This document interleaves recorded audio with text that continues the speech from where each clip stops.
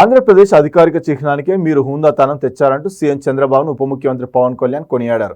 ఉప ముఖ్యమంత్రి హోదాలో తొలిసారి ఆయన మంగళవారం రాష్ట్ర సచివాలయానికి వచ్చారు. మొదటి బ్లాక్లోని చంద్రబాబు ఛాంబర్కు వెళ్లి భేటీ అయ్యారు.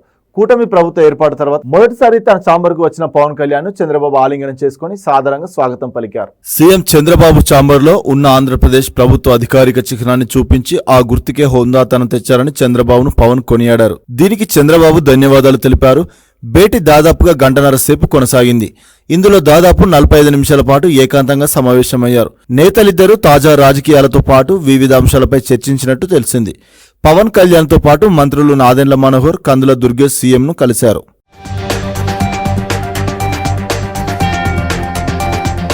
పవన్ కళ్యాణ్ రాకను పురస్కరించుకొని సచివాలయమంతా మంగళవారం సందడి నెలకొంది.